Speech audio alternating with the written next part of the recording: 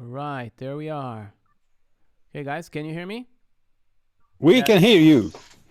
Super, there we are. Hello world. We are live on Facebook.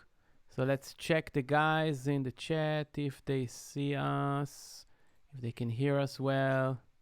Okay, can you guys hear us? Give us a sign in the chat that you can hear us. So nice to see you all. How are you? David, Anatoly, and Marcelo. Good. Super to see you guys. Oh, good. Okay, so we had a challenge last week, which was quite cool, and we recorded some nice stuff.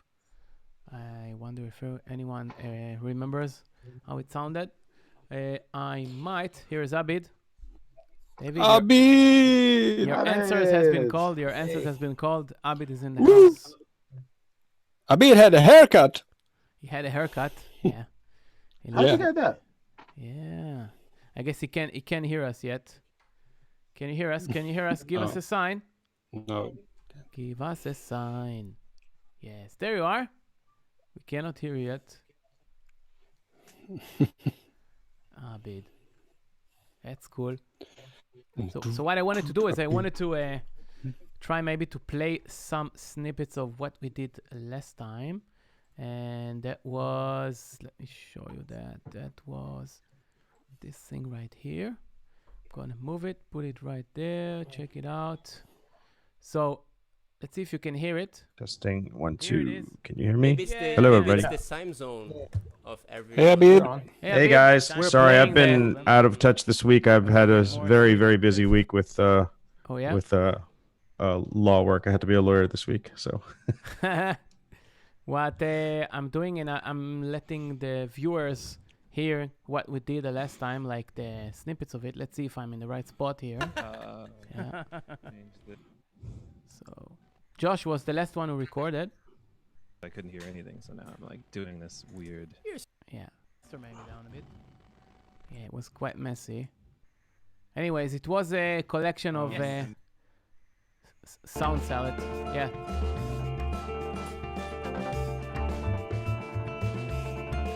So this is what we had.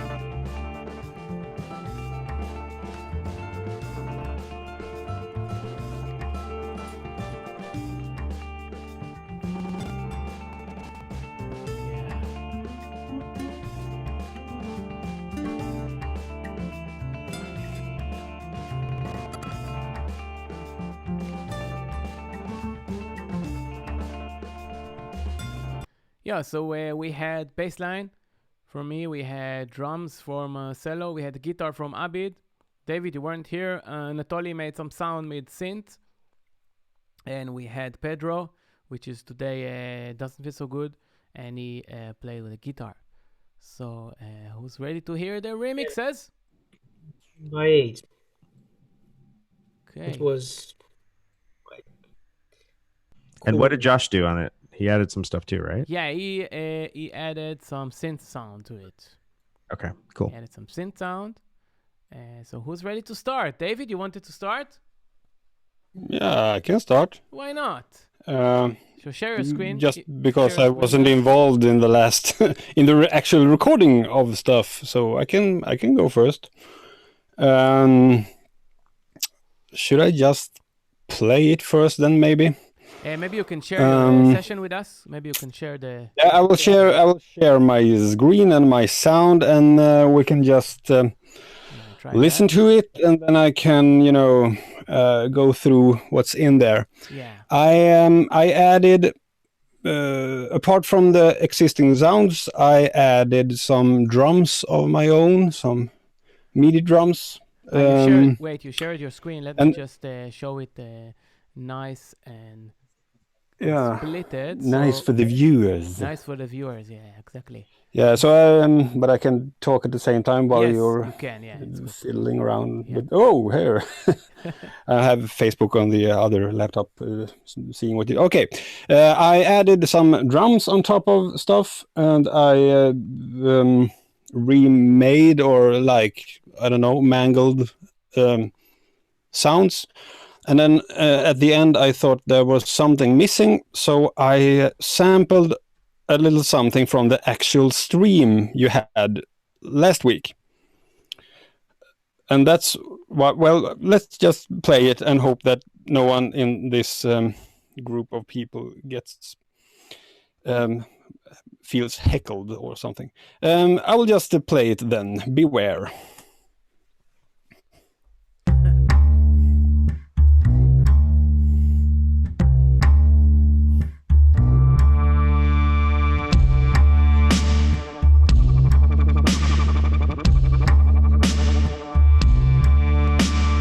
Didn't want to overcomplicate anything. Just a couple of notes there. Didn't want to overcomplicate anything. Just a couple of notes there. Just a couple of notes there.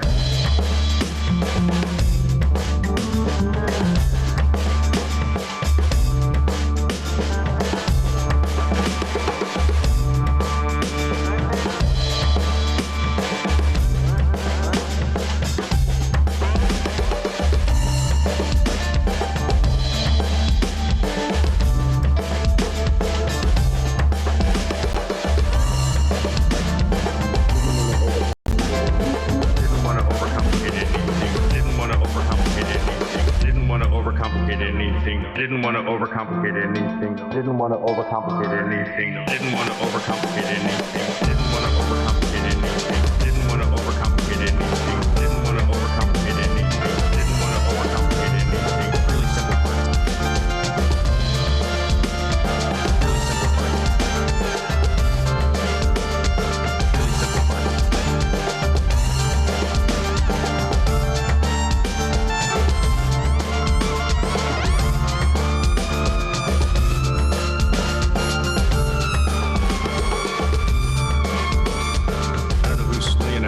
Was to have 7/8 time signature. I don't know whose brilliant idea it was to have 7/8 time signature. 7/8 time signature. 7/8 time signature. 7/8 time signature. 7/8 time signature. Really simple part.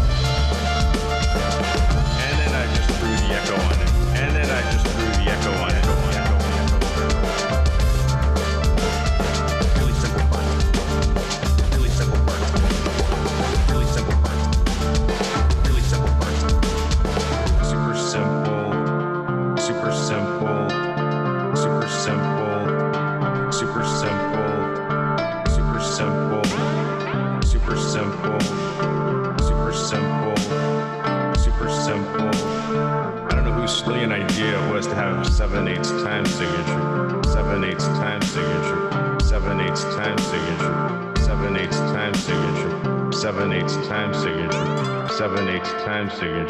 7/8 time signature, 7/8 time signature, 7/8 time signature.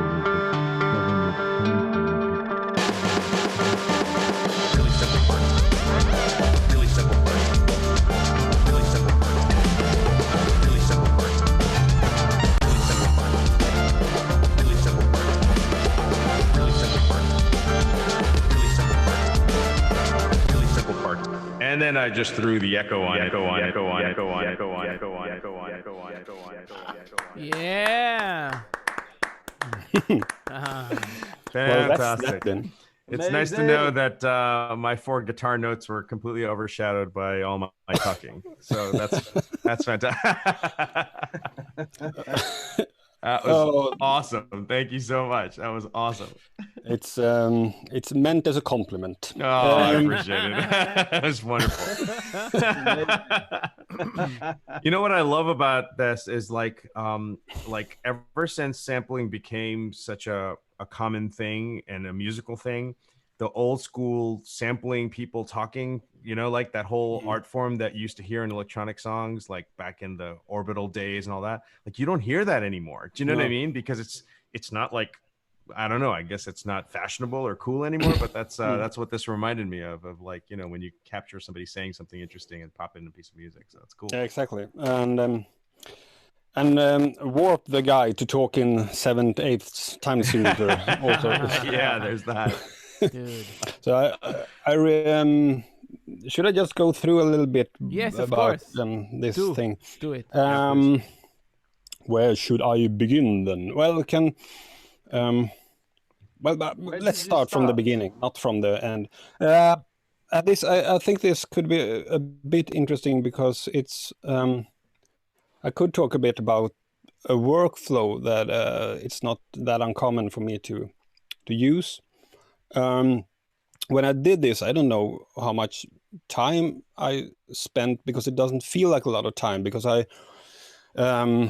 open the laptop once in a while and do like 10 minutes or 20 minutes doing just something, doing a clip or adding some new element or whatever. And then I had the deadline earlier today. So then I just had all my ideas and recorded it, the shape, the actual song recorded live earlier today, like, was it at noon today or something? Just played it on the push and a separate keyboard for the improvised melody thing. And this is a way I quite often do that I don't spend long sessions on the same track. I spend a short amount of time over a longer period of time and let the song like grow on its own more than forcing it to happen. And well, now it was just over a week, but I think it's a really nice way to do it. So I did a number of things. The drums, here are the drums. I took, where are the original? I think I put the original takes down here. The ones that you used last week. I warped the whole thing so it matched the beat. And then I cut it up in 1 bar long segments, like so. So when I triggered the drums, I used the follow action to jump between them to make the drummer like alive and not. And that's why when you look at this here, it's like every bar it switches clip to a new drummer, so it never feels well, it feels like there's a real drummer in the room improvising and adding a feel here and there. And that's one thing I do quite often, just to add without the painstaking like editing. I just add some randomization to make things come alive. And then I did sort of the same thing. David, so the question, so the way you have a follow action set is for it to be a random at every 1 bar, right? Yeah. 1 bar. And then just keep going, right? Like it exactly. In this case, okay, cool. I just have the 1 bar. And here's an interesting thing, because these clips, then you hadn't set the time signature to 7/8 yet. It was recorded in 4, I believe. So no, they were when I did this at first, didn't I do that? Well, at first when I did this, nothing matched, and I couldn't understand why. And that something happened so that it added an 8th note at the end of every thing. So I had a little issue here at first. And I don't know. I think it's because the song was set to 7/8, but the clip was still set to 4/4. So you have to match exactly. both. So I had to change the clip before, and first my mind was just why, but yeah. Then the bass, I took a small part where we have just the notes, and then I have also follow actions. With a 10:4 ratio, that it will play it again, just the notes, or jump to one of the other segments are cut out. So I get a feel, I get a short melody, and all of these parts jump back to the first one. So once in a while, the bass player does a little thing, so to speak. So let's see if the bass player will, oh, now it's coming something.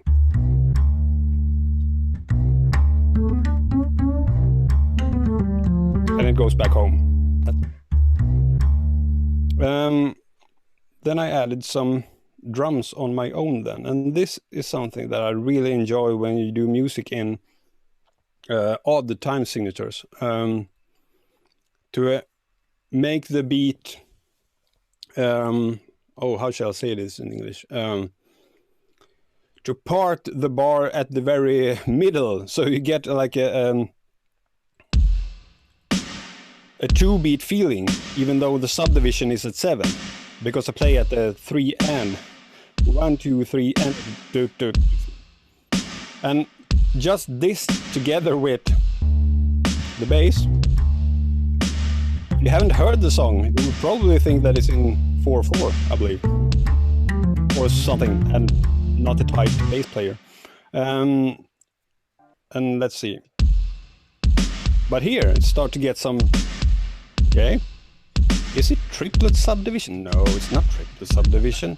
And then you add the shaker hi-hat thingy,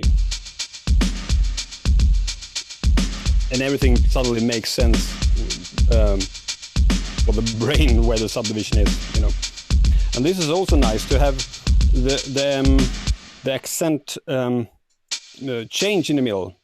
So you could say that the drums aren't in 8th, they are like in 7/16 instead, because I changed subdivision in the middle, and that's something I really enjoy. David, can you play that loop with just with Marcello's drums, please? Yeah.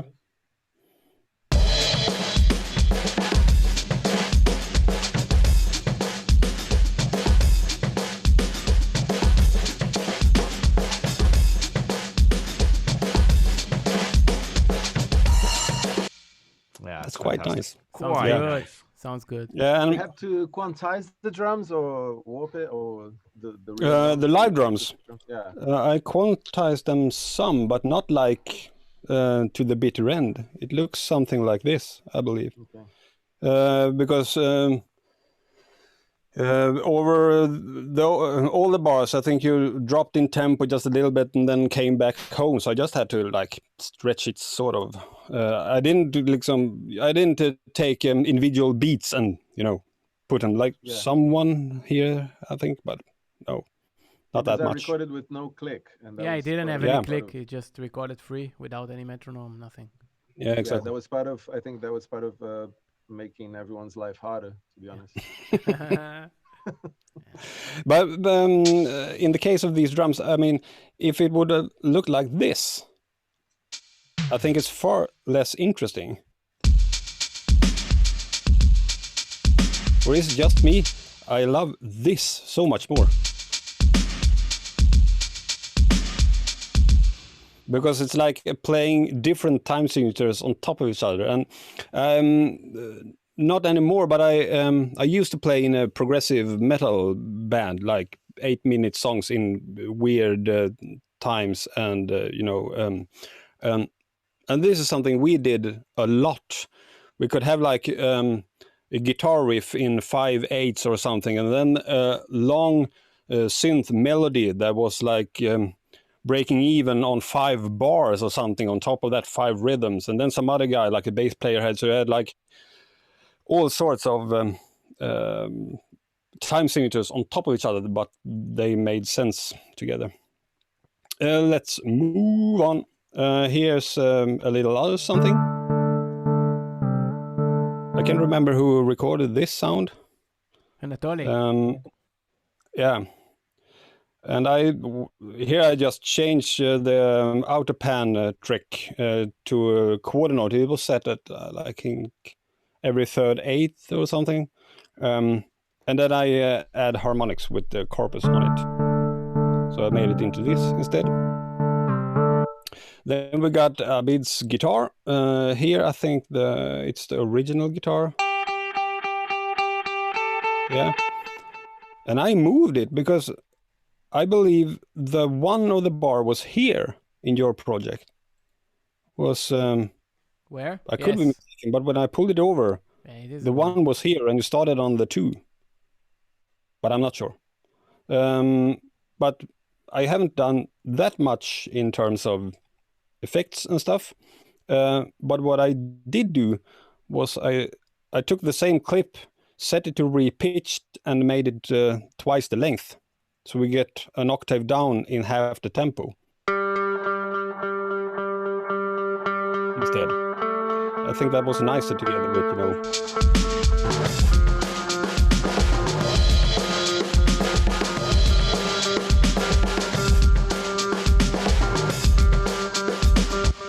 And who was this?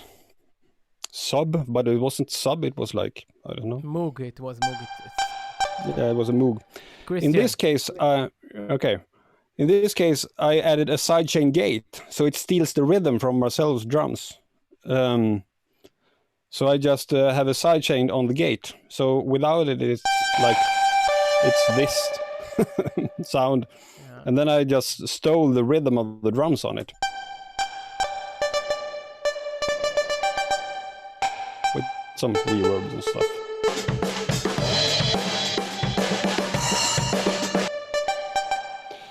Like so. And what do we have here? Yeah, that's right. This is Pedro's guitar, I think.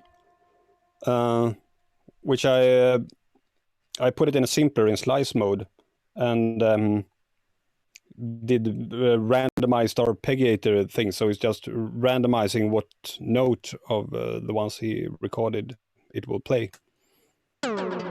And yes, we have an LFO, a Max for Live LFO set to the delay time. So once in a while we get these who changes the delay time. Yay!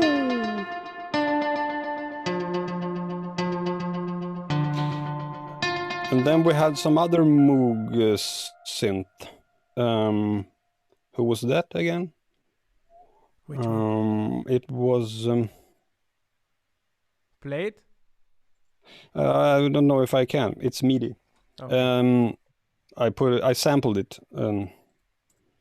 Where is it? Somewhere on another channel. It must be this one. Nope. Nope. Where have I accidentally deleted the original file? Well, I took the synth sound. If I can play the MIDI for you. You can hear it in the beginning, I think, because then I play that synth, and I put it in a sampler and just play with it.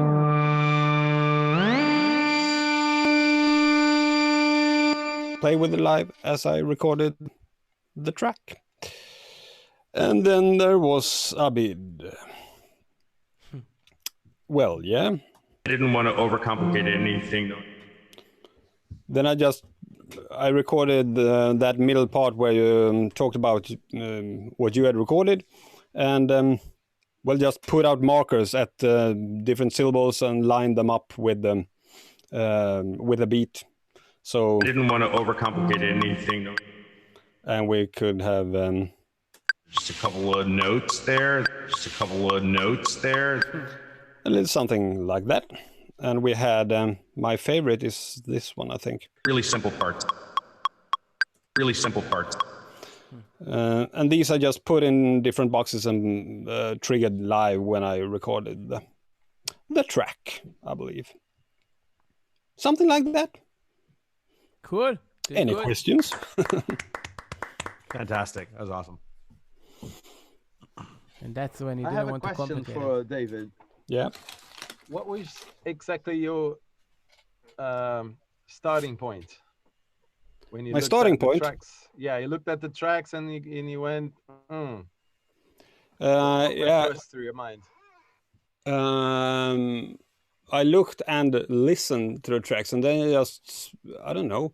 I just started somewhere. I think I started with the drums. Well, I must have. I just copied a section from the. I think I just start doing things and see what I come up with. So I just copied a section of a clip from the arrangement view, moved it over to session, lined it up, and then start looking for, I think my first idea was that I want to scan for the best bar or the best section that I would use in the track, but it ended up being, okay, let's do this instead. So I jump between every one of them, and then I just start doing things.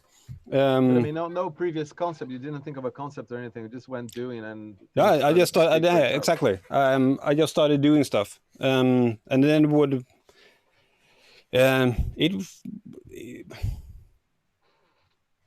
No, I just did, and the song would make itself, I hope, through me by just, this was good, this was not so good, and this was good, and then just, let it happen. I think that's how I usually do. Either when I make music, half of the times I think I just do stuff and see where it gets me, and the other half I have a very distinct plan that I want to tell something, tell a story, or paint a picture, or something like that. But I quite rarely have, like a musical. Now I want to make a Tiesto type of song, or now I'm gonna make I just make music and see where it takes me. I think so. Sweet. Brilliant. Yeah, you did good. So. Nice. Should David. I stop share now? Yeah, you can stop share. Guessing I have some kind of weird latency on my computer. Anatoly, you want to go next? Yeah, sure. Sure, then. Go ahead. Nice track, David. Should I share computer sound, right? Yes, as well as the session. Yeah. got Now it. you can see my session, right? Yeah, sweet. So, So I definitely wasn't as creative as David, and I actually don't have much time to play with that. So let's do it like David did. Let's just play that short clip. It's only 3 minutes, and then I talk a bit about it.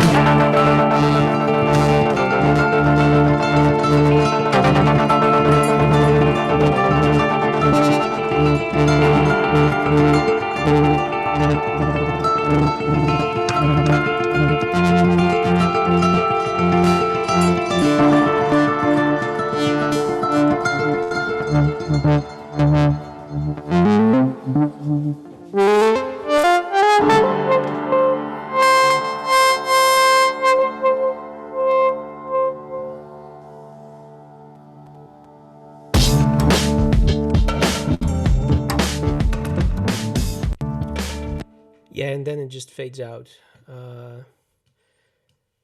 So yeah, I didn't sound design or create much. I worked with the material which already exist, but I dust off my old Afrobeat and funk records and I sampled them.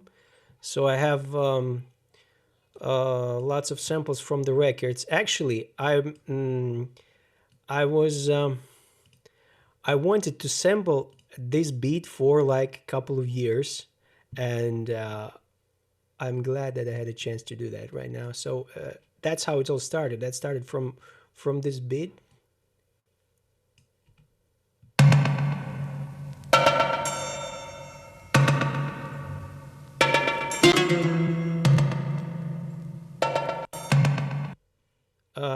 Yeah, and then I chop Marcello's drums. It's right here. It's just chops from his drum loop. Actually, in the beginning, I thought about to play the whole new drum pattern. The whole new drum pattern, so it was sounding like this.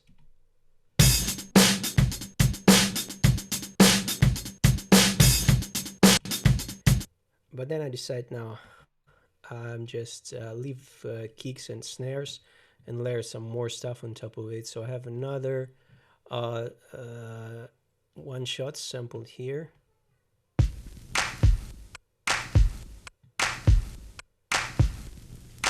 It's also from the records. This is kicks and snares I sampled from SP404.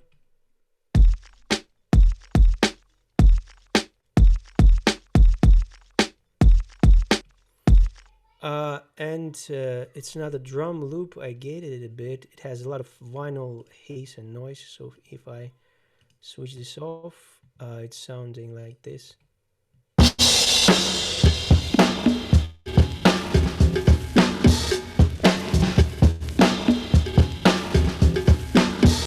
lot of noise, so I used Waves denoiser, cue it a bit, and add gate.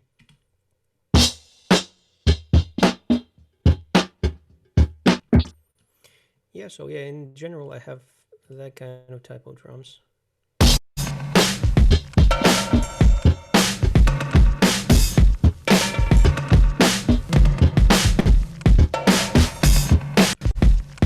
Then I just replayed a Royce bass line with my version of double bass.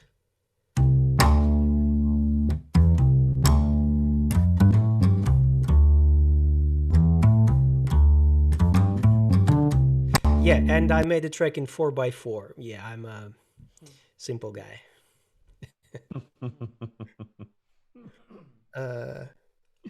Somebody should sample that for the next one. I'm a simple guy. I don't know whose idea it was to make a 7/8 time. Yeah. I think Abid.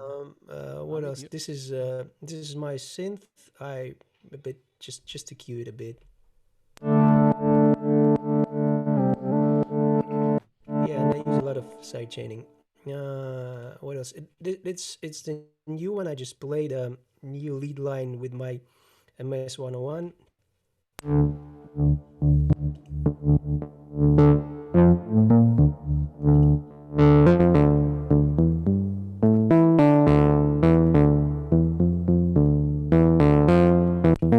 And I drop my this is just a Moog Multimut filter. It adds some kind of movement.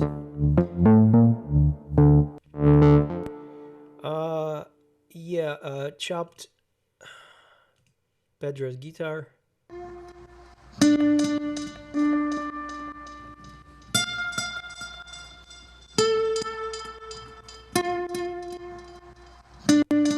Yeah, and I leave this piano track and these leads just as a transition points.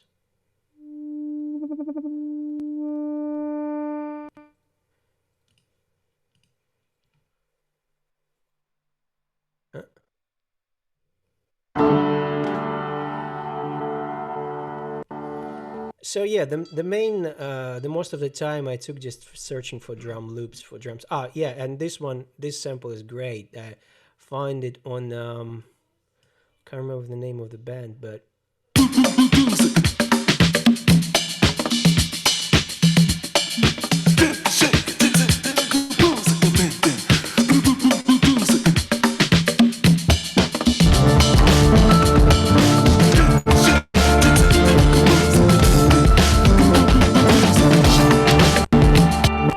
yeah, and this is a beat guitar. I just uh, cropped the beginning of it, stretched it a bit, put some warp markers.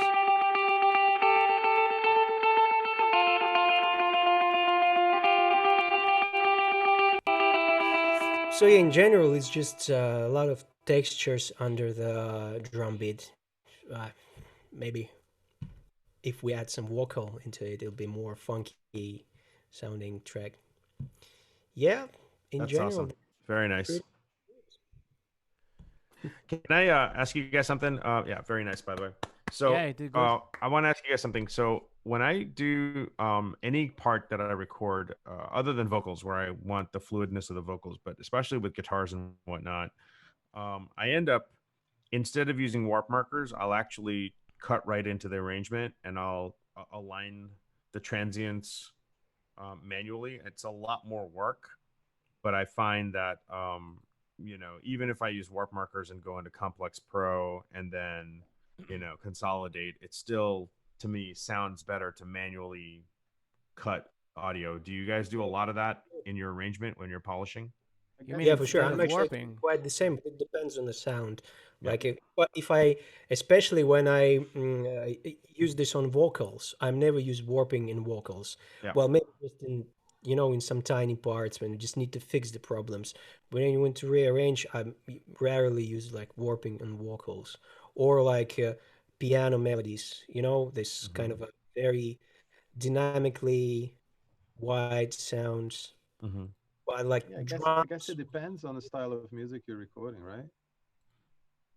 If it's a more analogic or analog, whatever, acoustic music, I tend to leave it free. But if I want to work heavily on it, I'll probably warp it, and that's it.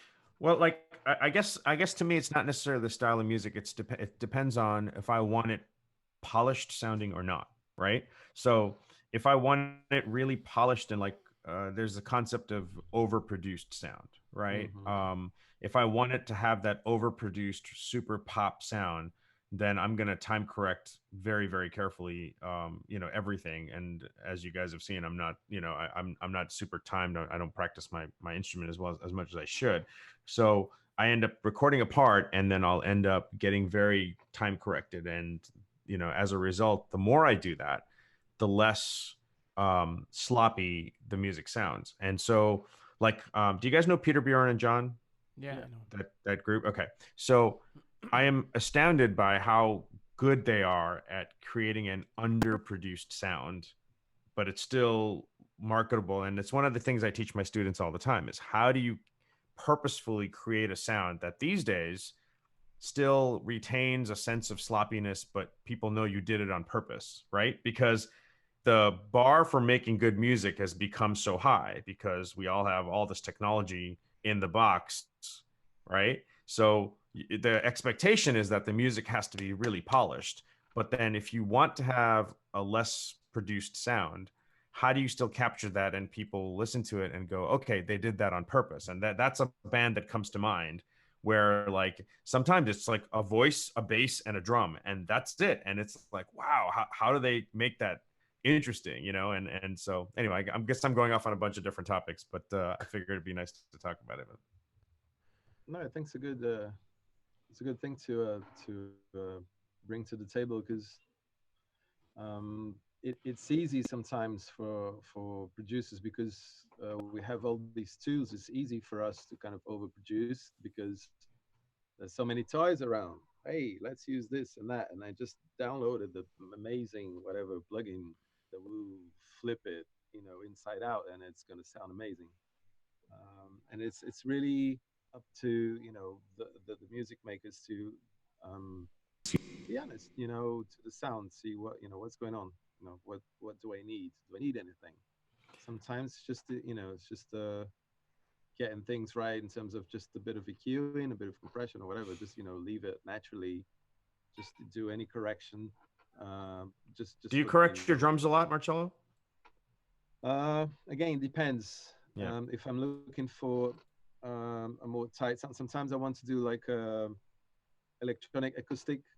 Yeah. So I use like the extract the MIDI thing and then just do things under it. Then I will correct it. Most of the times I look for a good take.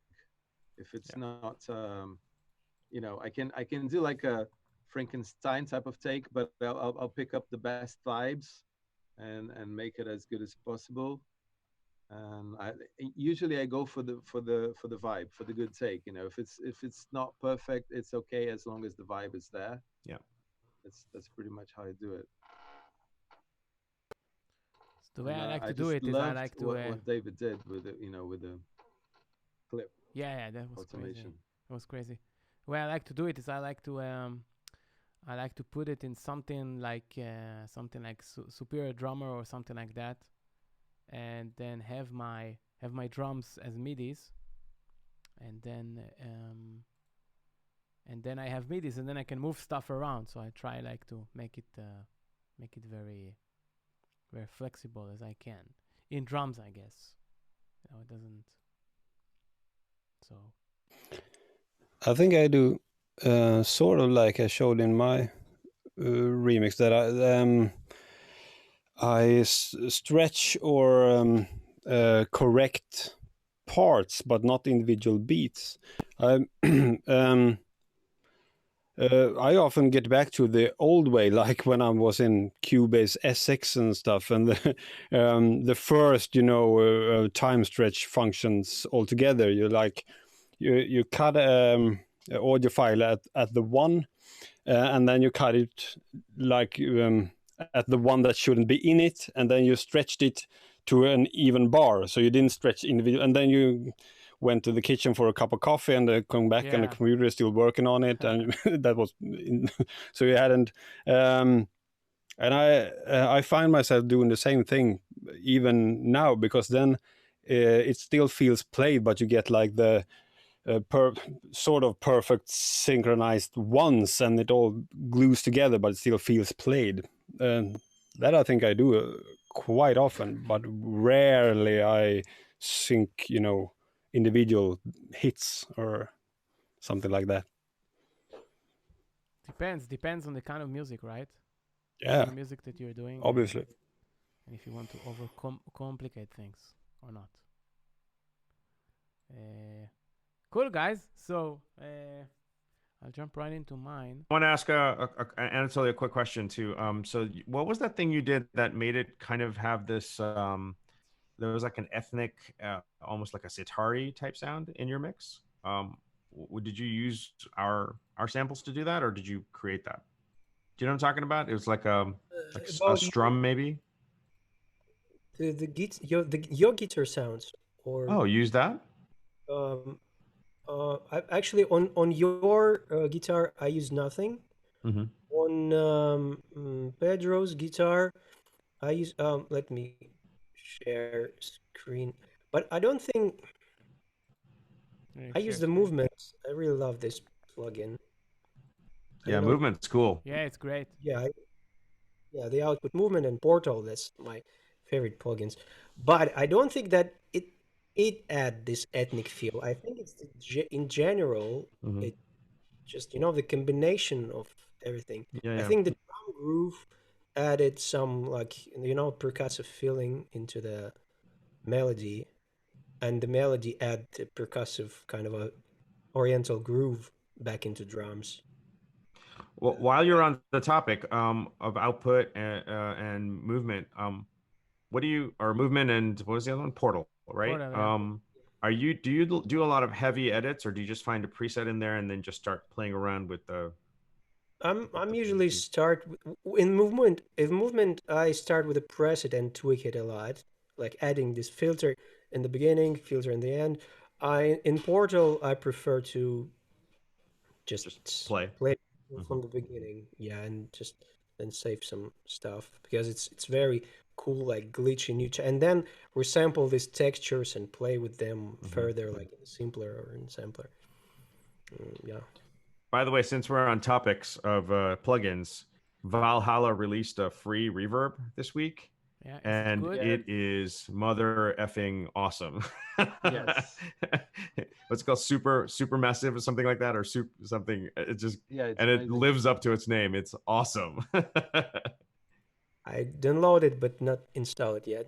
Yeah. And it's free, right? Oh yeah, free and awesome. Oh, Free nice. and awesome. Yes. There's one plugin in there called Space is the Place, and it sounds like it's literally like you play one note and you can just close your eyes and look. It just hangs for maybe a minute. It's just wonderful. Yeah, this guy really Can know you how play to do again, Anatoly, reverbs. the bit that we were just talking about? Come again? Can you just play again the exact bit that we were talking about in a track? Wait, I will show your share screen because I'm moving the screens here. Yeah. Can you share it again? Yeah, I'm sharing it. Wait. Yeah, it's in there. I could see it. Yeah.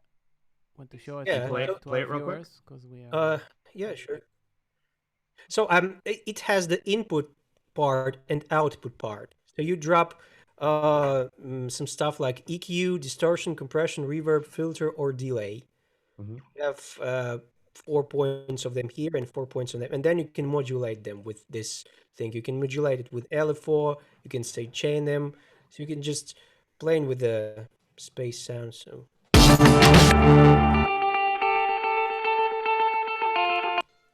It's here. It's on this one. Hey, guitar.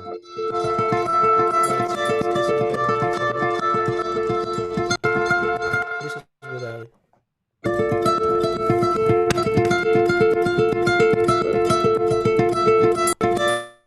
Yeah, and with it.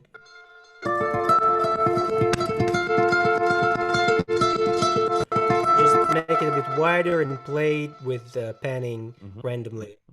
Yeah, it sounds great. It sounds like a charango. That's a Argentinian Peruvian instrument. Yeah. Not like acoustic guitar. Yeah. And I think he played not like a regular acoustic guitar. He has. I think it was a nylon. It's probably classical, right? That's what I hear. Yeah, I can't remember. Yeah, it was it a sounds nylon. like. I think it was electric. It was a classic, I think. No. It was Yeah, it was classic. electric. It was electric? Yeah, but he went way up. What? Didn't even see. Yeah, but it sounds like nylon strings. That's what I hear. I don't remember. Yeah, that's not an electric guitar. Like if I remove all the. Yeah, let's hear without the plugin. Yeah, it's probably an acoustic or maybe a. Yeah. I don't know.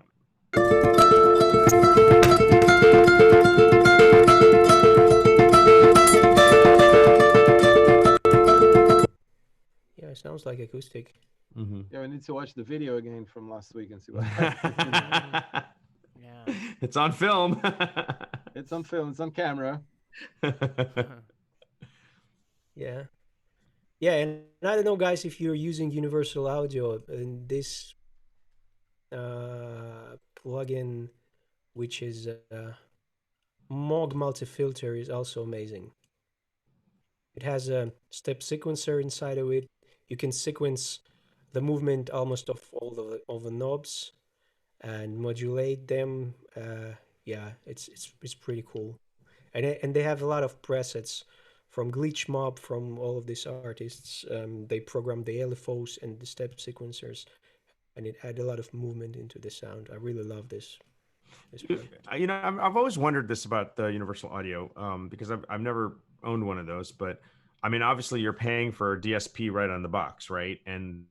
But then you have to buy additional plugins to work off of them too, right? Yeah. Okay, so is this one an additional plugin that you have to purchase, or does it come with? They by default they have like a basic collection of EQs and compressors, and yeah, you need to buy. But they usually have. I don't think that much people buying them the real price. Like they usually cost like $250 for the plugin. Yeah. But they always have like vouchers. They have um, Easter sales. They have New Year's sales and all that stuff. And basically, I'm paying like 50 to 100 for the plugin. But you can test them for 14 days, and if your trial period is run out. I had a project where I used one of these plugins, and the trial period ran out, and I emailed them like, guys, I really need this plugin, please. And they just resetted my trial period. Nice. They quite cool people. They does it require iLock or anything, or does it just authenticate No, based on the sound card? You just need a sound card or satellite, the DSP box. Yeah. Something It like that. requires universal audio. Yeah. Any place.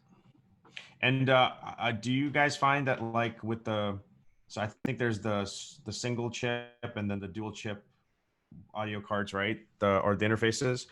Do you find that the CPU maxes out if you? Yeah, I mean, if you have two chips, Mhm. you use like 8 plugins maybe maximum. Oh wow. I have 13, I think. I have 8 in satellite, 1 in Twin, and 4 in my Apollo 16 card. And I can use like, I think 70 plugins in stereo. Wow. Wow. In mono, maybe 85. You can instantiate 70. Yeah, and the new plugins they release, they eat more DSPs. I think they did doing this on purpose, because I remember I started using it, I think in 2010, and they plugins didn't use that much DSPs. But the news they're releasing now, like the new Reverb plugin, they're eating DSPs like crazy. Mm-hmm. So you need to buy more, another satellite to expand your system to handle more channels with plugins, which is quite Capitalism, huh? Pricey. Yeah. Yeah. So guys, I'm gonna play mine real quick because it's good that you guys talk, because my computer is like over flooded with action because I'm streaming this. The session was huge because I made like a bit of mix and mastering on it. So I guess I'm just gonna play it. So let me know if you get sound. Yeah, and I think it comes out, and I hear myself as well. So let's check that real quick. All right, see. I still hear myself twice. Let's see.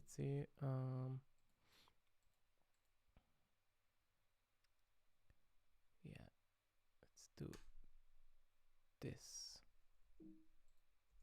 Oh, getting a phase issue here. Quite annoying. Let's see.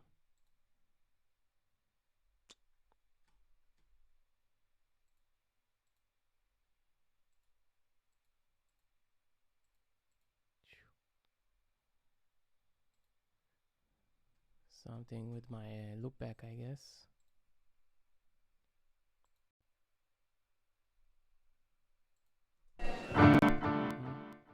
It's too hard. Maybe we can just direct sound from your sound card in Ableton. No, I'm hearing myself twice, so I guess maybe I'll try to play mine just from the desktop. Let me know if you can hear it.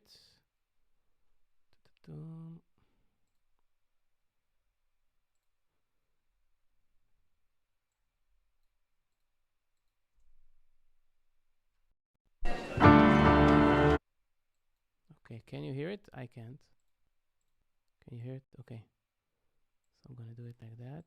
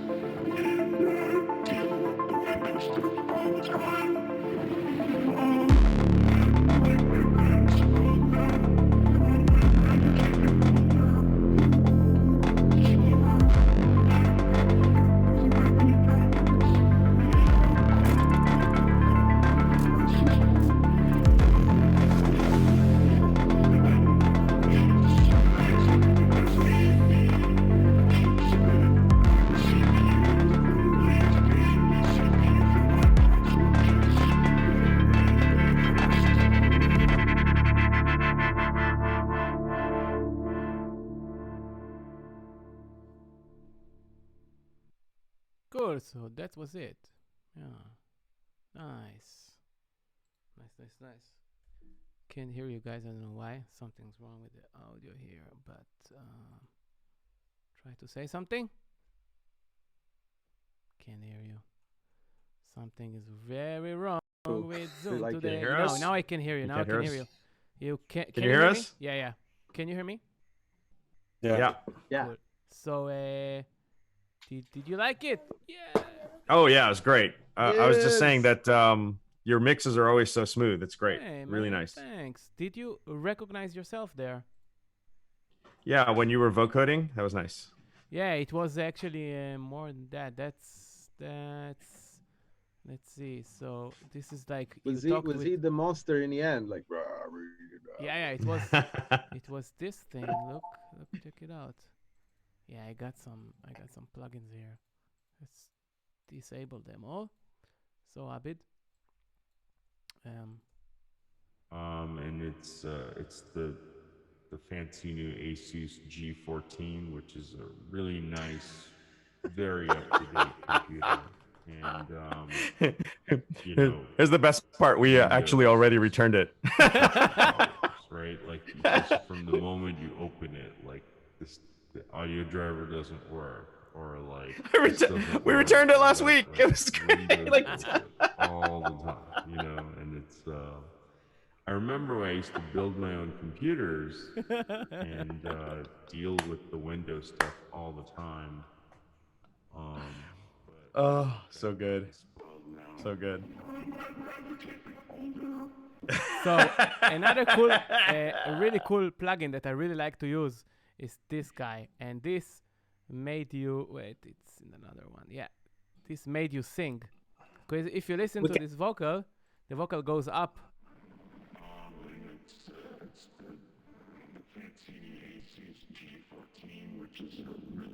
Nice.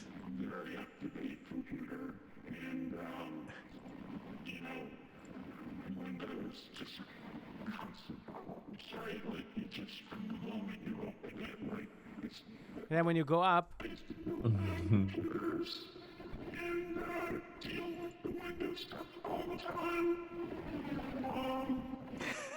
yeah, and then you get it like It sounds like Darth Vader on acid having a bad trip. totally. Right. That was the. Right. I thought about it. Or like one of any yeah. horror movies, with like spirits talking to you. For sure. At first, it was a joke. I thought I would just put him in the end, and this will be the end of the track. And then I thought, you know what? I can just do like some crazy shit here with let's see, yeah, this guy, stuff like that.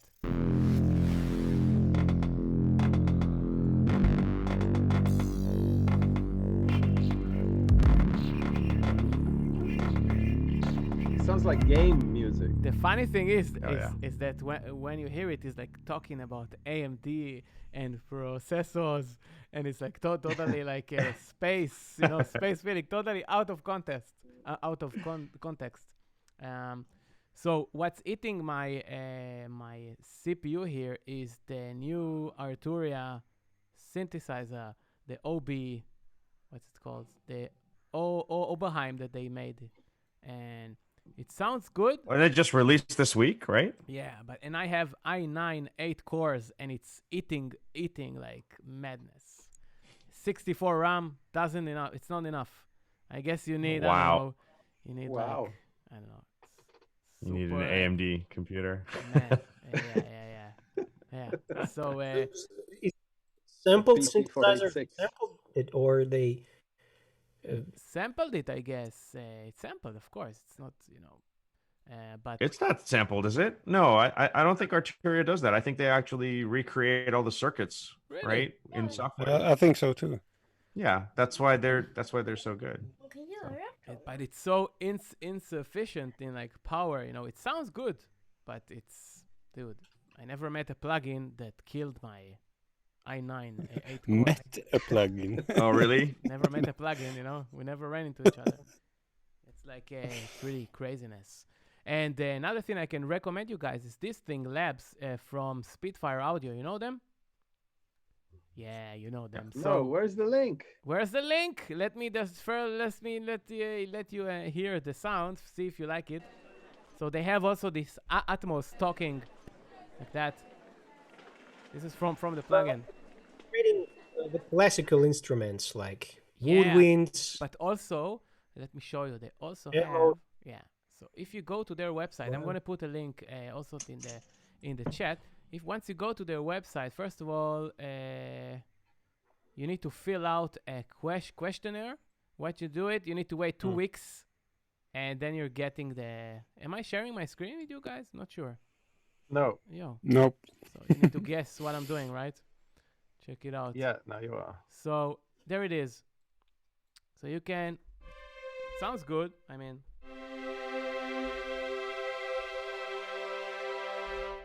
So once you go to their pretty website and you fill up a form, they have a form there, and once you fill it up and you send it, you need to wait 2 weeks. Don't ask me why two weeks, and then you're getting this plugin for free. And not only that, see, and it has many sounds, and you also get this thing, the labs, which I used a lot in this track, and it's many libraries of sound. So you go there, where is it? Up here, and you get tons of sounds. Look, and It's all for free? Yeah. All you need to do Wow. is fill out the form that they give you, and then you go to let me show you. There are tons of sounds. What are they asking in this form? Sorry? What is it? What are they asking in this form? So they're sending it for you to Very personal yeah, questions. it's a question about your being as an artist, like what you like to do and which plugins do you like to get information about what users like in order to create, I guess, better plugins or some sort of stuff. You see, and then you get all those libraries of sounds. Check it out. Wow. Yeah. You have tons of sounds here. Really good ones, like Spitfire, they're top notch. And everything regarding like libraries of sound, they're really good. They really know what you're doing. So get this, and I like really the Atmos. And you have very nice vocals, like chorus, because this is like the starter plugin that they have. It's the starter. It costs like 50 euros. And once you like it and you want to add more, it costs like, I don't know, it's really expensive.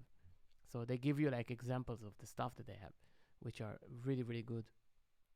So I'm gonna put a link in the chat in quite a few seconds. I just need to look for it. But yeah, that's it. And in the track, I don't have some special thing. I have the oud feeling and the melody that I have here.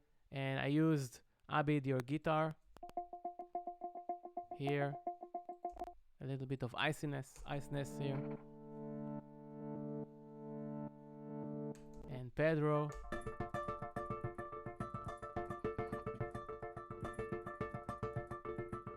Yeah. And then I use the Moog. Here's the Moog from Christian.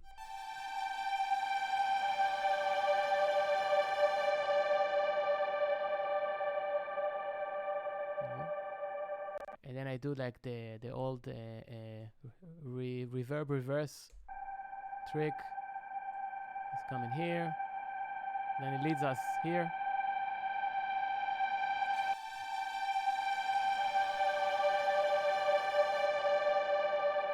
Yeah. Hey, Roy. Yeah. For people that don't know the reverb reverse reverb, or the way I like to call him, air. Reverse reverb is just taking this thing and duplicating it, adding a ton of reverb, and then consolidating it, like exporting it as a file with a lot of reverb, and then reversing it. So this is actually this, just in reverse. And then when you put it next to each other, you have the feeling that you're going from reverse into this section. So it has like a very smooth transition, like here, and it's this one, yeah. So I have a slightly different way of doing it. Yeah? What How do I you do- do is I duplicate it, Mhm. then I reverse the sample, and then I run it through a heavy reverb, Yeah. and then I consolidate or I resample that, and then I reverse that back. Yeah. So then what you end up getting is the reverb reversed, and then it has a very striking end point when the sample cuts off. Mm. So So you you guys ever reverse, tried you that? add, you reverse, you add the reverb, and then you consolidate, and then you reverse it back. Right. So what happens is that when you Just reverse effect. the sample, it's reversed. Then you put the reverb in it, and then when you reverse it, it sounds like it would normally sound. It actually works really well in vocals. It's a trick that I saw on YouTube from Yeah, somebody. yeah, it's You for guys know vocals, what I'm yeah. talking about? Yeah, So it actually sounds like you're singing forward, but the reverb is reversed in the file going forward, which is like otherworldly and very cool. yeah, it sounds really, really cool. Sounds really cool. You just record the reverb, right? Yeah. You Yeah. So sample just you're the gonna record the effect, just the yeah effect. you're gonna record the effect into the reversed file, and then when you Ah. reverse it back, the reverb ends up, instead of decaying out, it pops in while the actual sample is going forward. It's Like crazy. a ghost voice. It's a ghost voice, yeah. Yeah. Sweet, yeah, sweet, sweet. I Just also wanna, love to add Reverb inception. at the end of the reverb chain, Mhm. so it accentuate, or how to say. Mhm. So it sounds more bright, more sparkle. I'll put a link to when I did a song with that. yeah, you a can couple put it, years and I'll ago. put it in our chat. And I also want to remind everyone in the chat, or viewers, that we're going to put all those remixes that we just heard. We're going to put them online in SoundCloud, so you can hear it Fantastic. at your when you have time, and no need to stress. Just going very quick here to the melody. Right, this one.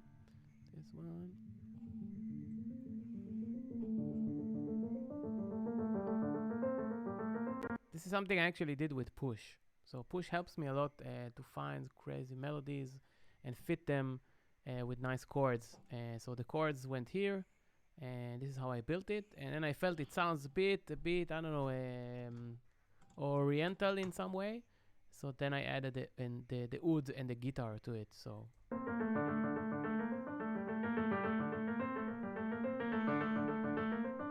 then we have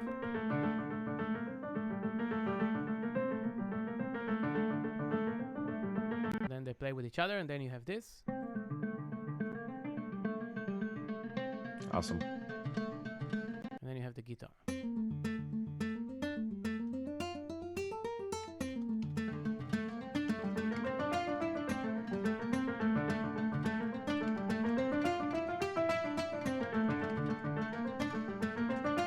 Yeah, and when you put those chords fit nicely to this melody.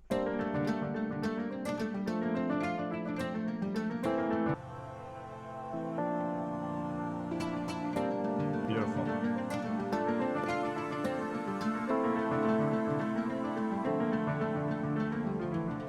Roy, what synth is that? Which one? The This one? airy vocal synth. Is that, what is that? Is that like Which one? Which one you mean? You mean this one? yeah. Oh, yeah. that's one I really, really like. It's called Throne. And let me show you that. Unfreeze. It's this thing, which is quite... I don't know if you saw the Timbaland masterclass, where he talks about how he makes music and use Push and all the stuff that he used there. One of the things he's using is a multi-effect called Tantra. Let me show you that. So he's using the Tantra there, and this thing is from the same guy that makes the Tantra. Wait, my computer is really crazy today. So I'm gonna do this quick. So he's using a multi-effect from this company, which are great, and they have the Tantra. And they also have like a synth which has those effects as well. So let me show you that real quick. Sorry, I'm like with so many screens today here. Yeah, there we are. So it's this guy. Look at that. So he's using in the Timberlake is using the Tantra, and let me show you the Tantra. This one you can buy in Plugin Alliance. This guy. So the Tantra is this. Let's see if it will open. Yeah, it's that. So once you put that, Alliance yeah. or Plugin Alliance. Yeah. Yeah. So but it's Plugin- from this company, right? It's from it's called the Dimitri. Where's his name? I don't find DS Audio. That's the company. So this thing is quite cool. If you put this on vocals and stuff, you can put it on everything and it will just sound good. Let me show you that. Let's say I'm putting it on. Let's take something like this, like the piano, for example. I will put this Tantra on it. So this is how it sounds without nothing. And once you go through the presets, which are great, you have filter, distortion, delay, glitch, and you have like two bunches, like 2 racks of all those effects.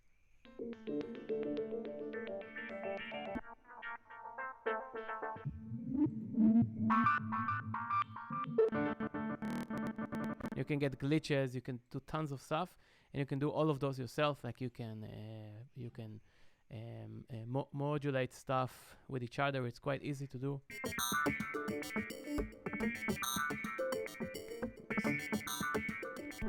So this is like a great thing to put on everything that sounds a bit boring. You just put this thing on it, and it sounds great. So the reason I'm showing you that is because it's inside of this as well. So you're using like a normal, it's not really normal, but like a synth, and you got three oscillators, and the effects, a part of it is what you just saw, the Tantra. It's inside, and you can get really, really wacky with this thing. So I use it here just for the pad. Just sound nice. Let's see.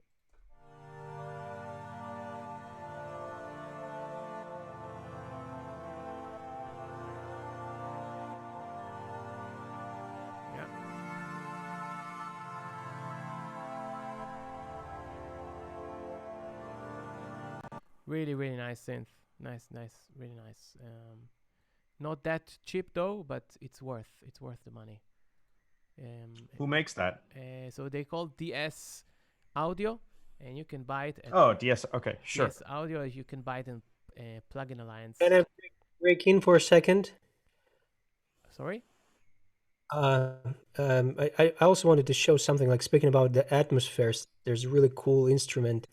There's a company called I think it Rigid, RIGID Audio, and they're creating. I can show. Wait, I need to move from my screen to you because I'm streaming my screen.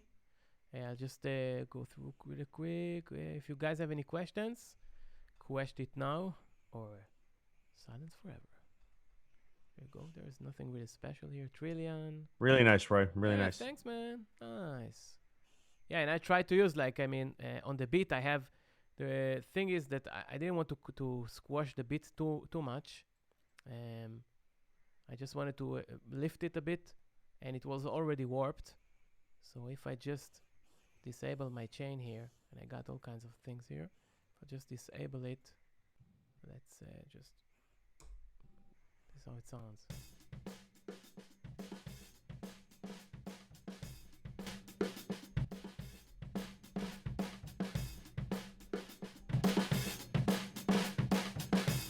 So I just lift it a bit. It's crunchy, but it's still there. It's not too. I didn't want to squash it, but I added actually a kick to it to give it a boost on the ones. Hear it? So you have this, everyone. Without.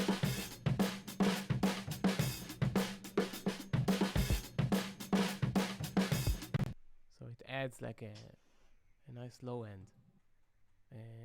Okay. So what do we have? A, B, that's the guitars that I played. on it. Very simple.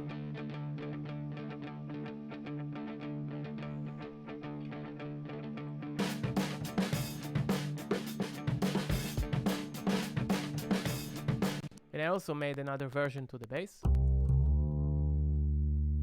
Just very long. Because I wanted to have like a nice build up in the beginning.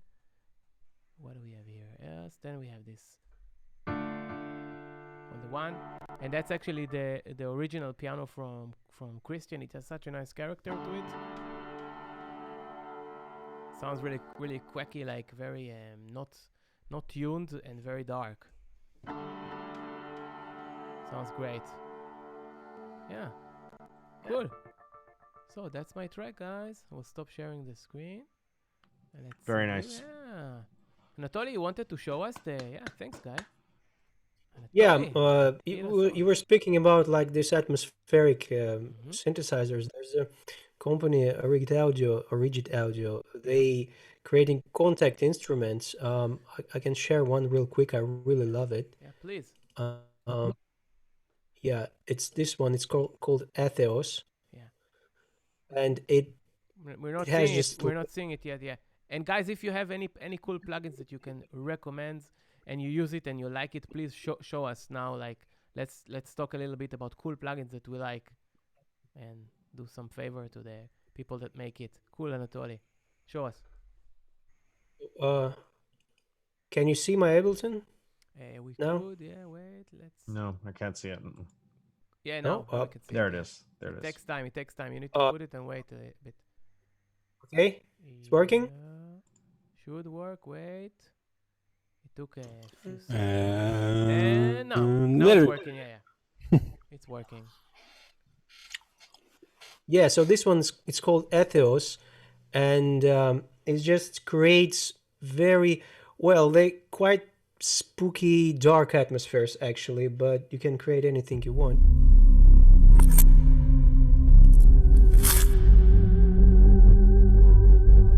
So there are like plenty. There's like 4 types of sounds here. Like pad sounds, you choose the pad sound. You choose the what is it? It's like another like wind sound, and then you choose like another pad and some noise drones.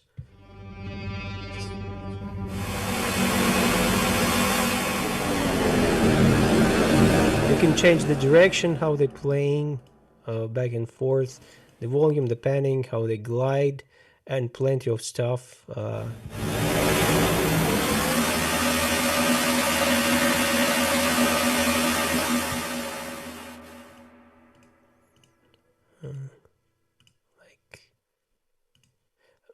It's a contact instrument. They just sample a lot of weird sounds.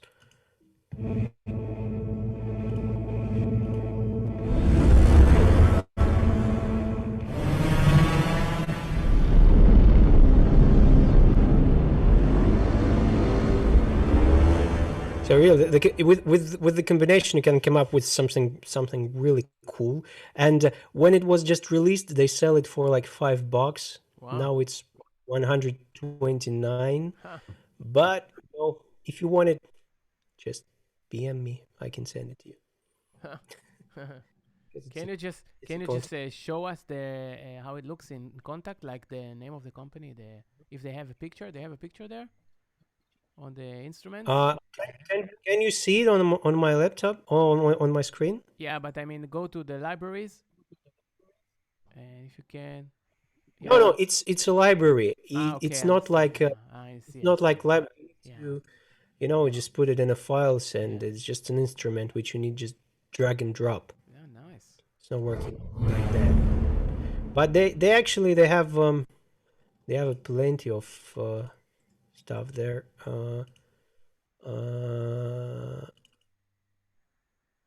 Yeah, here you go. Yeah. So, Nice. new share. Yeah, they have plenty of such stuff here. Like some of this, like Space 2, also great instruments. Huh. So you have like cinematic, atmospheric textures and sounds. It's really great. So yeah, just remember about this one. I used it recently. So I yeah. guess they're being used a lot for films, right? I mean, Yeah, but I also love to add it in the intro of the track or in the outro, you know, to have this like atmospheric feeling, yeah. to have like winds and some spooky Ah, pads. amazing. So you guys have any cool plugins that you like that you want to recommend? Now is the time. Any cool plugins? Okay, I'm looking for the cool link for the BBC for the Spitfire audio. Yeah. I don't think I have anything too much out of normal. I have a reactor and massive that I use quite a lot. Massive the one or the X? The old one. I haven't upgraded, updated. Sweet. Massive is great. Hey, it's a really cool plugin. Massive the first. And I really don't use much third-party plugins actually. Mostly, Yeah. mostly. Like never. Ableton stuff. Personally, at school we do, but personally, the plugins I download are like from the brilliant site vst4free.com. Like finding weird synths that some dude made and sounds bad but interesting, and then you do fun stuff with it. That I do quite often. But all those fancy plugins people show I like, I never, I don't know. You never use them. Ableton's quite good enough for me. Yeah, No, now when you have all the packs, know, I haven't got lost in that jungle yet. So I up until recently, I've always used Yuhi's Zebra as my main synth, and then Serum as well. But for some reason, I'm tending to stay in the box in Ableton these days as much as possible, and I keep giving a shout out to Christian Sanchez, one of our fellow CTs, because I heard a pad he was doing one day, and I was like, "Where is that? What is that?" And he said, "That's just Wavetable." I said, "Why does it sound so rich and lush?" And he said, "It's just Wavetable with the shimmer setting." And I was like, "Okay, maybe I should go listen to that." And because my mindset was like, I should use, or I want to use these other plugins that I've used for years, or everybody's using Serum, so I need to. And then I just like opened up Wavetable with shimmer, and I'm like, okay. And then pop in a big reverb behind it, and literally I'm lost for hours. Like, why could, you know what I mean? Like, I just think that it made me realize that I don't really even tap into the full potential of the things I already have. And so whenever I have gear lust, I think back to using what I have. So kind of dovetailing what Dave was just saying about staying in the box. The way it's quite easy. I find a lot of people getting having this idea of, if I just find the right plugin, I will make good music, and I don't think that's the answer. Right. There are awesome plugins that makes beautiful sounds and that help you with your workflow, or breaks you free in your creativity, but that's it. I don't think there's such a thing as the best plugin for everyone. And I don't think plugins are the answer. Creativity is the answer. So if a new plugin for you boosts your creativity and in some ways help you create new stuff or whatever, then that's a good thing. Right. But I don't think most plugins, when you die, win the race or something like that. No. Like, it needs to people be, fill their laptops with all these expensive plugins, and they have a hard time finishing a track. And then I think, what if you remove all those plugins and maybe you finish a track then? Or so I don't think they always help. They can be an obstacle as well. You get lost in all the presets and all the options and all the whatever. Yeah, for sure. But the thing is the way I see it, it stimulates me. For example, it's like a toy. You have a new toy, and you feel, wow, I have a new toy. I want to play with it, and it looks nice, and it sounds nice, and then you can tweak it. So rarely I go through the presets. Rarely. I just try to see what this plugin can do. I think people that go to presets are people that looking for solutions very quick, because I have some friends that make music for commercials and movies and stuff, and they don't have 2 hours to twist knobs. They want the sound and they need it now. So once you have a plugin that looks nice, sounds nice, and it stimulates you to make music, that's great. But if you're at a point when you have hundreds and hundreds and hundreds of plugins and you cannot make any sounds, the best solution for it to be to focus on one and to tell yourself, I'm going to make a track that's just with this one, and then with the other, and then with the other. So I find myself we could do now. the operator. Yeah, exactly. That was actually the point of making all the challenges, so we can just go back and be very, very minimal and try to stimulate ourselves to create more with less. And then once you fight with it, you don't really fight with it, but once you like challenge yourself to still do a lot with little, then you discover how much you can bring to the table. And it's not only pressing a knob or twisting something and make it sounds nice, but it's you discovering something. And I think the challenge with the operator was quite nice, and also quite hard, I would say, because you didn't get what you needed very fast, and you couldn't use any effects just to make it sound nice very fast. So you had to like twist and turn until it sounds right, and it took hours. Me as well. It took anyone hours, and I think it's great. Plugins I tend to buy right now are mostly stuff for mixing. Because stuff for mixing are nice. Yeah, preamps. Or channel strips, SSL. Channel strips.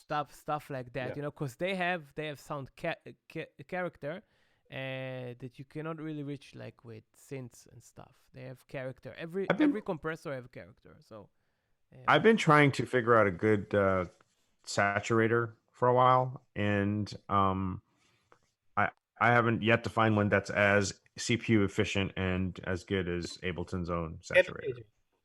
Which one? You use Decapitator, Sound Toys. Yeah, it's cool. You like that? Yeah. Sound Toys Decapitator. I think it's the best saturator in the world. Wow. Well, let's discuss it a bit. The best in the world. Depends what you want. Well, but that's gonna be sampled. That will be sampled. Anything you say or sing in this chat will be sampled. David is going to record that. I know he will. What about samples? Do you use samples a lot? Like when I'm back in the days, I used to I start my production from digging for samples. I go to the record store, searching for some sounds on the records, and now I just move further. Sometimes I just hear some sounds, like on the streets and when I'm walking, and sometimes like, oh shit, these wheels on the road sound so amazingly textured. I need to record it and bring it to the studio and then create something out of it. So like it's really, sometimes it really inspires me, like this sounds, and it started from, as I said, from the records, from the music, when you start sampling music, and now I just figure out like I can hear music inside of the sounds which surround me, like the laughing of my daughter, or sound of the airplane, or rain on the glass, which is. I always start with the sound that I hear that inspires me every time, in every track. I never sit down and say, okay, I'm going to do this. Never. I always hear something, and it's drawing me to try to do stuff. In this track, the drums this was my core thing to start the track, and all the ideas that I have, everything I made was just was starting and basing itself on the drums, and I did it, and it was like a few hours. It was like 3 hours and then 3 hours, and it was finished, and I couldn't stop it. I couldn't just leave everything and go. And I thought I would just do a little like David. I would like to do that. That would be nice to do an hour here, a few here, a few there. It would be really cool. But with me, I just sit on that. It's like, I don't know, I think it's like a method. I think Prince was also like that. He was sitting, making a track, making a song by song by song, and an album in one night, and then it was finished, and he didn't want to see those songs again. This is how I feel. I cannot just leave it and come back a day after, because it will sound completely different to me. So it's a bit hard. I would Yeah, love to I learn. have to That's say that I'm a sucker for presets when I'm starting. So sometimes I just sit and I have my push right here, Yeah, great. and I just open it up and just go like bing, bing, bing. Oh, that's cool. And then I start, and some shit start happening out of it, and it will sound biased because we work with live primarily, but it's a great creative tool that there's never one time when I sit with a blank canvas and I just don't come up with some idea. Later on I might change the preset and work on it and change sounds and everything, but sometimes just a quick drum sound or some synth or some bass just will do it for me. Then I start looking for quirky and weird scales, and just come up with something. It's very rare that I don't come up with something. Not that everything is going to be used, Yeah, but and I keep and that's a quite interesting thing. I keep a folder that's like ideas, yeah, and sometimes I just leave it there sitting like for months or years, and I have a look at them again. Oh, that was actually cool, and I'll start developing it. But sometimes sometimes it's just like out of sound designing also, but most of the times I just start like just twinkling with it, whatever. I just, oh, what's that sound? What's that preset? And that, yeah, okay, that's quite cool. And then I start, pressing buttons, and comes an idea, and I work on it later on in terms of sounds and textures. But just the basic musical idea is there, so I don't mind the Ableton Live's presets because they're quite thick and quite already. They come already really hot. And it's like, whoa, okay, that's pretty cool. the It will create sound biased, but it isn't. It's just the way I feel it. yeah. The creative process can look so different for different people or from time Yeah. to time, or I also can just turn on the push and choose a random preset, and then suddenly you're playing a riff, so you capture that, and then you hear some drums in your head and you put them on, and after 10 minutes you got the basis for a track or whatever. And another time it's like I feel like turning knobs on the modular today, and then you start patching and making some really weird noise, and that starts you going. And another day you're like, oh, I want to make a track about birds. How does birds sound? Start like in the like painting process or whatever, telling a story idea, and it can be so. I mean, I think there's not. Obviously, there's not one way that is the correct way to do it. It's just what makes you tick, what makes you create, does you. And I don't know. For me, the thing about as you were talking about, Roy,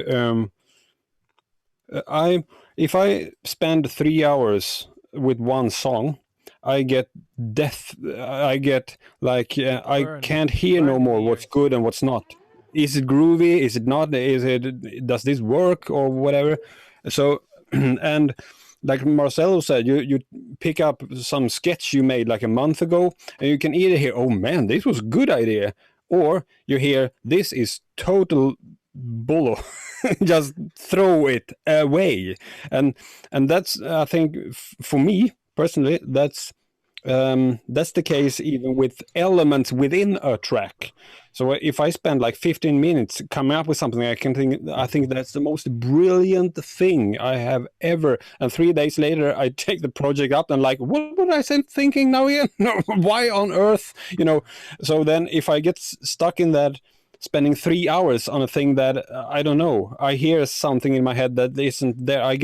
I clear my head by not working too long on the same thing.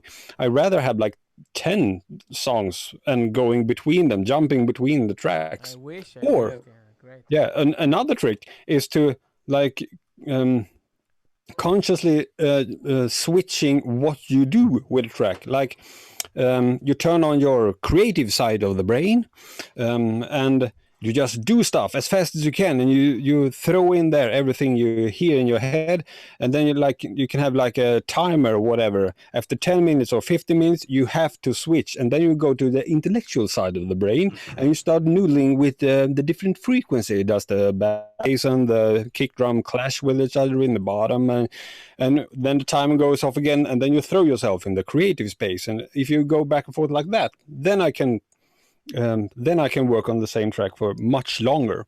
But if I don't, I get too creative, and it becomes a mess of things, and no one understands what they're supposed to hear or listen to in the track. So I think also the most important thing is also to not judge yourself too early, because for me, the track that you guys just heard, in so many points in that, I thought, hey, this is just shit.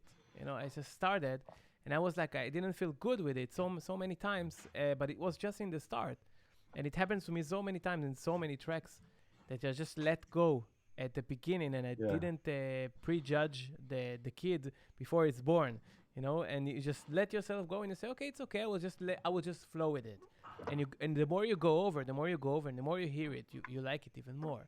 And it's just reshaping. It's like sculpting, really, because you do really, really very tiny steps in many phases of the song, which create this thing in the end. That's whether you like whether not, but you just need to let go and not to judge it very too early, and also not feel that it has to be something. It can be also, like Marcelo said, just a vibe. I also have a folder with just vibes, just ideas. Some of them are 10 seconds even, and just not. Yeah, because I think that keeps your creativity up to speed, and you're not, as you say, you're not chopping it off just before it comes up. And sometimes that the same concept that you started may be used in a different song, even if you're producing someone else. Yeah. If you go like, oh, that stuff that I was toying with 2 weeks ago, that could work here. Yeah. And then that's there's no reason. I like to start creating for no reason. Yeah. Just to illustrate that, I was going to open up a Reactor. I just had an instance of Reactor 6, and I was just as you guys were talking, I was just like feeling with my fingers the push and like something like that.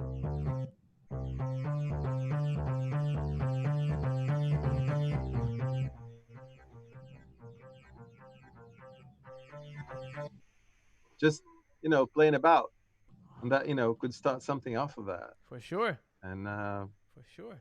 Just for the timbre of it. Okay, that's cool.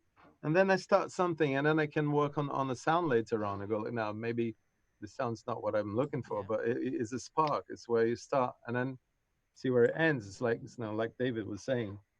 That's why I was so curious about his creative process. So where was your starting point? It was just like just move stuff around and see where it leads me, and I'm fascinated by it. Guys, I think every day that you're not making music is a waste. Is a day that's gone to waste. Because at some point, you really need to. I think if you call yourself a musician, and if you like music, if it's something that you like, I think every day you should. I don't say you need to make a track every day. Some people do, But I guess every day that you don't do something with music is a waste. And I see it like fitness.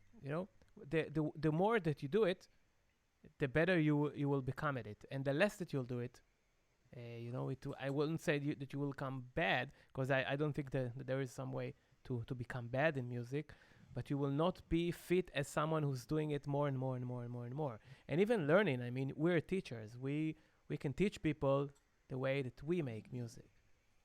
But people in the end needs to make themselves music. They just need to do stuff and to become better and better in that, and before judging themselves, Roy and I had a really good philosophical discussion about a week ago, and my biggest takeaway from that was where he said, bad music is when there's no music, which has been very profound for me in the last week, because I get caught up in either judging myself or saying, oh, this music is trash, or isn't this the same progression I used like for 30 other songs that I did, right? Like, or whatever. But but then I in the last week I've really been thinking about what Roy said to me, and it was just that, okay, the worst music is when I'm not making any music, right? The sound of silence is really trash. Not the song, the actual sound of silence. So in my mind, actually making it is the only way forward, and that was I really appreciated those words, Roy. Well done, you. I was just about to say about what Roy was playing. It's like you have to exercise your creativity. It's like if you do it a little often, then you get good at it, and you get a good stamina. Or I can't find the proper other word, but you know, it's like, and things we do here, like the operator challenge or the one sample challenge, they are like workouts. That's those things aren't the things you're supposed to do when you compete in the Olympics. It's exercises to get good at certain things within your sport or whatnot. When you practice football, you don't play matches all the time. You run sprint and you practice your penalty shots and you whatever. You exercise certain, you know, and creativity I think is the exact same thing, but for the brain. You need to like keep it moving. Keep your your works up or something. And along those lines, there's a practical component to muscle memory of where things are too. I find that if I'm not firing up my, you know, like live on a regular basis, then when I do get in front of a student, I'm stumbling around like I'm like, you know, I'm not as smooth as like going to the MIDI plugins to get the arpeggiator, or going to, you know, the VST, or having my organization like, and I'm like, oh, where's that loop that I'm looking for that I can demonstrate this amazing concept I'm about to teach you? Like the muscle memory gets lost too. So I think that's part of it as well, is that not only are you practicing your practice shots, but you're also like, you know, the concept is that you know exactly where to go, such that when you're getting ready to create, those barriers are out of your way. Like the worst thing is when you have to deal with something in your way that keeps you from just wanting to let the creativity flow, right? So yeah. And regarding what you just said, as we're getting philosophical, what you just said, there is this Brazilian composer called Egberto Gismonti. I don't know if you heard of him. He's like a brilliant, it's a bit of a genius, and he's got a pretty good phrase regarding that. He said there's only two types of music: is the music that we need in that moment, and the music that we don't need in that moment. And there's nothing saying that you won't need something else later on. You know, things change all the time. So the best music is the ones that we're loving at that time, and then in 2 years time we might be, you know, loving something else, and something that we hated we might be loving again, and so on and so forth. And I also often compare music. I don't know if I've said this in this forum before, but I compare music to food. We all need to eat, but we all people don't like the same food. But if I don't like one kind of food, I can't say that it's bad food for that sake, just because I don't like it. I can't tell other people that they shouldn't eat it because it's bad. That would be really weird. But I can try to encourage people to taste all the food that they can find, to see what they like, and they can also develop a taste by, you know, moving longer from what they're used to. And you know, young people often like food that doesn't have a lot of difficult taste and or strong or whatnot. And as you get older, you try to you expand your like what you like within. So I really think you can learn to, if not love music, but appreciate different kinds of music. You can force yourself to like, because if music is made and it's put out there and people are listening to it, then something has to be good about it, hasn't it? It's my problem. It's not the music that is a problem. I have a problem because I don't understand what is good with that kind of music. That's a much better way of looking at it and saying this is bad. Yeah, well, but the question is also, David, what is music? because music for me, Yeah, what it's a is way of communication. People communicate feelings. So if you feel good in some day, or bad in some day, or pressed in some day, you just this is something that you sit and write, and you have the tools to express your feelings while you're doing it. So this is the reason there is no good or bad. This is just the way that the guy that made it felt at the moment he made it. So you Who was cannot. it? Was it Yuda, who was one of our fellow CTs? He said something. I think it was him. He said in one of his talks that if you put something out that you love, then somebody somewhere will love it too. I mean, as long you know, it only takes one person to love something, and there is love of the music. You know, Yeah. and I guess everything that we're talking about here is really are there universally accepted certain great pieces of music? Sure, but that doesn't mean everything we have to do. Like, let's take the pressure off to create everything having to be amazing and just keep Yeah. creating. And Exactly. that's I think what we're all saying. Exactly. Actually, we have a kind of cool conversation about music with one of my students recently, and everybody's saying that the music is the language, right? Like, so, and he told me like, if we learn this language, we want to learn from like professionals. Like, you usually, when you're a kid, you start speaking with professionals. You start speaking with people who are already speaking language professionally. And so in the music, we thought about doing the same. Like, the person who can't play music maybe at all, for example, he want to learn to play piano, and he can try to join the professional musicians who are already playing all like a jazz band, where musicians, there's a drummer, there's a guitar player, there's a trumpet and stuff, and you just sit with them and try to play on the piano.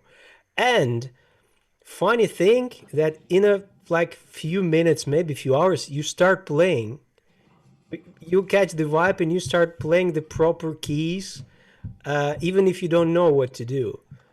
Because these guys, you catch the flow. If you like what they doing, you like the music they playing, and you start playing with them, and you start teaching with them.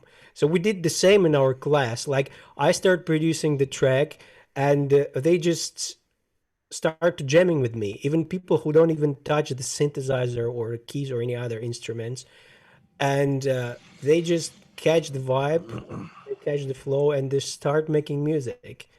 And it's really cool thing. I mean, you should try it. Like, the play, if you want to learn the language, you should learn from the professionals who speak freely. Like, you don't learn language from, like, okay, I teach you these three words, and until you learn them, we can't move further. We can't talk about anything else.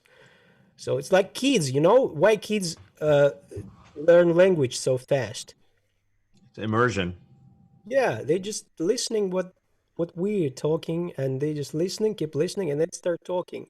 Yeah, but the And the thing is, the thing is, once you want to communicate with the world and start to sound like someone, because if you say, okay, I can do some, I don't know, I know what the snare is, I know what the kick is, but I want to sound like Dr. Dre, for example. Then you have the stuff that he's doing, his technical abilities, and then okay, I need to go that path, and this is what I need to be. But then you're saying something that someone else already said, and that's the problem. That's what many people don't get. That if you're trying to imitate and go to some style, you're already talking the same like other people talk, and you say the same words. The chances of you getting discovered are very, very minimal. Because if you look throughout all the history until today, all people that were successful started a thing, and they were the first in it. If you go from the Beatles, and if you go to guitars, it's like if you have the Doors, and you have the Stones, and they're all very, very different. Every one of them started something.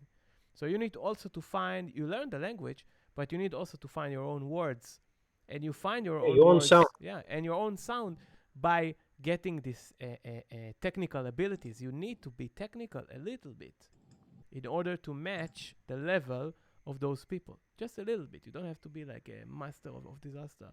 Just very like few few things that you should learn. So if music is important for you, that's only if, Yeah, I guess being technical is having your vocabulary. It's pretty much like how you speak and many words and many different forms of expressing yourself. That's where your technique just being will able help to you. say it. This is what I mean. If you say it's a guitar, being able to say like it's being able to play the chords. And if you want to make solos, you need to learn your scales. So you need to be able to say your words technically in order to be able to say them. But you need to learn, if you learn the rules, then you can break them because you know them. But if you start by, I don't want to learn any rules because I want to be free, it's okay. It's still okay because there is no bad in music.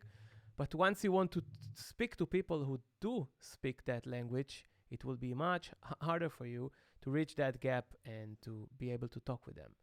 You can do it at some point. It's like he says, he will sit 3 hours, 4 hours, and then he will start maybe to communicate with them.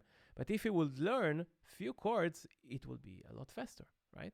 If you know scales and chords to It's write more a melody.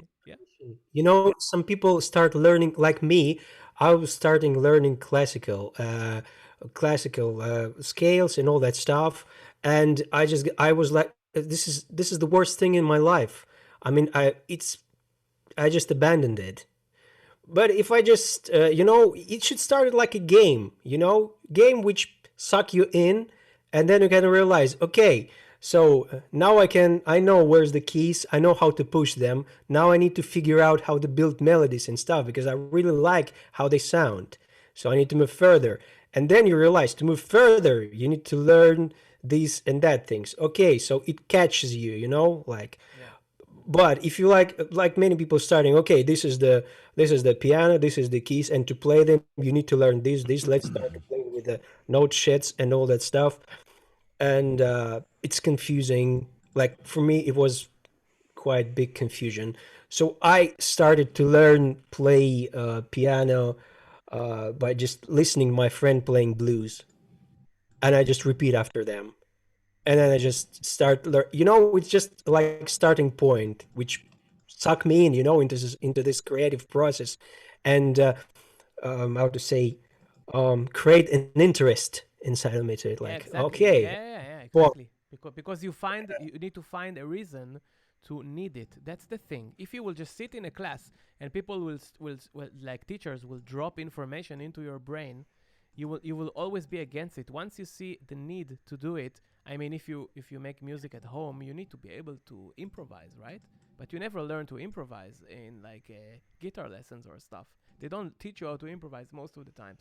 They teach you like chords, melodies, scales, but there are some things that while you're making music at home alone, nobody tells you what to play. You have a blank page, and you need to be able to have those tools in order to draw your thing. So then you saw a need to do it, and then you went back, because me as well, I'm like, it took me 30 years almost to learn music theory. I was always against it. I was always like, no, this will fuck up my thing. It will mess me up. I will never be able to, and I was trying with people in the schools, with friends. It was always a mess. I could never grasp it. And then, I sat alone. Then I saw that I really need it. I sat alone. I draw the information, and then I saw that it's quite easy. It's not that hard like I thought. And it takes me a lot less time to do stuff because I know it. So it's worth it. You just need to see the need, sure. You just need to see the need to do it. I think. Or Rio. Yeah. Well, guys, I have to go. I've got to get some work done this afternoon. Me too. We are very, very long today. So I want to thank you guys for being here. It was super, super cool. Thank you guys. you for hosting this. Yeah, man. We're going is to awesome. going to have a new challenge next week. But I'm going. Yeah, to what are we doing next week? What's the challenge? Let me surprise you. It's going to fall tomorrow, and then we're gonna tell her. I have some things in mind. Thank you guys for being super creative and showing the world. The teacher is also a creative person. And thanks everyone who is watching. Amazing. Yeah, thanks everyone for watching. All those tracks. Thank you, everybody. In the link that we will give. Thank you very much for being here. So. Bye, everybody. Thank you. See you next time. Bye-bye. Thank you. Bye. Bye-bye.